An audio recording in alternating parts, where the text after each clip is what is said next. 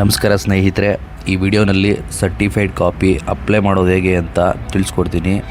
First certified copy ಅಂದರೆ ಏನಪ್ಪ ಅಂದರೆ ಗಿಫ್ಟೆಡ್ ಆಗಿರ್ಬೋದು, ಸೇಲ್ ಡೀಡ್ ಆಗಿರ್ಬೋದು, ರಿಜಿಸ್ಟರ್ಡ್ ಯಾವುದೇ ಡಾಕ್ಯುಮೆಂಟ್ ಆಗಿರ್ಬೋದು, ಇದನ್ನು ಸಬ್ ರಿಜಿಸ್ಟ್ರಲ್ಲಿ ಅಪ್ಲೈ ಮಾಡಿ ಹೇಗೆ ತೊಗೊಳ್ಳೋದು ಅಂತ ಹೇಳ್ತೀನಿ.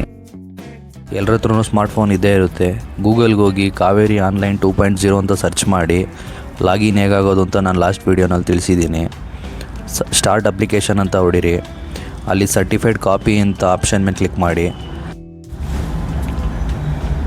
ನಿಮಗೆ ಬೇಸಿಕ್ ಸರ್ಚು ಮತ್ತು ಸ್ಟ್ಯಾಂಡರ್ಡ್ ಸರ್ಚ್ ಅಂತ ಕಾಣುತ್ತೆ.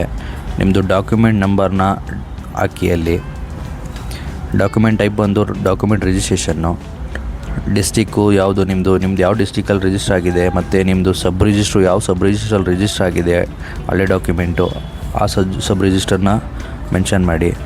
ಬುಕ್ ಟೈಪ್ ಬಂದು ಎಲ್ಲ ಡಾಕ್ಯುಮೆಂಟ್ ಬಂದು ಬುಕ್ 1 ಬರುತ್ತೆ. ಡಾಕ್ಯುಮೆಂಟ್ ನಂಬರ್ನ ನಿಮ್ಮ ಡಾಕ್ಯುಮೆಂಟ್ ನಂಬರ್ ಇರುತ್ತೆ, ಇಲ್ಲ ನಿಮ್ಮ ಇ-ಸಿನಲ್ಲಿ ಆಗಿರ್ಬೋದು, ನಿಮ್ಮ ಹತ್ರ ಹಳೆ ಪತ್ರ ಜೆರಾಕ್ಸ್ ಇದ್ದರೆ ಅದರಲ್ಲಿ ಇರುತ್ತೆ. ಯಾವ ಇಯರಲ್ಲಿ ರಿಜಿಸ್ಟರ್ ಆಗಿತ್ತು ಅಂತ ಅದು ಇರುತ್ತೆ. ಇಯರ್ ಸೆಲೆಕ್ಟ್ ಮಾಡಿದ್ಮೇಲೆ ಸರ್ಚ್ ಅಂತ ಕಾಣ್ತಿದೆ, ಅದ್ರ ಮೇಲೆ ಕ್ಲಿಕ್ ಮಾಡಿ. ಮತ್ತು ಇದು ನಮ್ಮದೇನ ಪತ್ರ ಅಂತ ನೋಡೋದಕ್ಕೆ ಒಂದು ಫಸ್ಟ್ ಪೇಜ್ ಮಾತ್ರ ಓಪನ್ ಇರುತ್ತೆ. ಅದು ಬಿಟ್ಟರೆ ಇನ್ನು ನೆಕ್ಸ್ಟು ಅನದರ್ ಪೇಜಸ್ ಎಲ್ಲ ನಿಮಗೆ ಡೌನ್ಲೋಡ್ ಮಾಡಿದ್ಮೇಲೆ ಸಿಗೋವಂಥದ್ದು. ಪ್ರೊಸೀಡ್ ಅಂತ ಕ್ಲಿಕ್ ಮಾಡಿ. ಪ್ರೊಸೀಡ್ ಕ್ಲಿಕ್ ಮಾಡಿದ ನಂತರ ನಿಮ್ಮದು ಪೇಮೆಂಟ್ ಮಾಡಬೇಕು. ನಿಮ್ಮದು ಎಷ್ಟು ಪೇಜಸ್ ಇರುತ್ತೆ ಅಷ್ಟು ಪೇಜಸ್ ಮೇಲೆ ನಿಮಗೆ ಪೇಮೆಂಟ್ ಬರುತ್ತೆ. ಓಕೆ, ಪೇಮೆಂಟ್ ಹೇಗೆ ಮಾಡೋದು ಅಂತ ಅಂದರೆ ಮೇಕ್ ಪೇಮೆಂಟ್ ಅನ್ನೋ ಆಪ್ಷನ್ ಮೇಲೆ ಕ್ಲಿಕ್ ಮಾಡಿ. ಪೇಮೆಂಟ್ ನಿಮಗೆ ಮಾಡೋದಕ್ಕೆ ನೆಟ್ ಬ್ಯಾಂಕಿಂಗ್ ಆದರೂ ಮಾಡ್ಬೋದು, ಇಲ್ಲ ಸ್ಕ್ಯಾನರ್ ಮುಖಾಂತರನಾದರೂ ಮಾಡ್ಬೋದು. ನೀವು ಸ್ಕ್ಯಾನರೇ ಮಾಡಿ. ಅಲ್ಲಿ ಮೋಡ್ ಅಂತ ಇರುತ್ತೆ, ಯಾವ ಪೇಮೆಂಟ್ ಮೋಡಲ್ಲಿ ಮಾಡ್ತೀರಾ ಅನ್ನೋದು. ನೀವು SBIನ ಸೆಲೆಕ್ಟ್ ಮಾಡಿ, ಕ್ಯಾಪ್ಚಾ ಹಾಕಿ.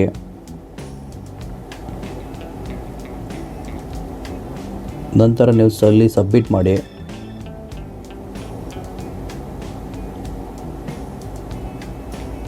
ಇಲ್ಲಿ UPI ಅಂತ ಸೆಲೆಕ್ಟ್ ಮಾಡಿ.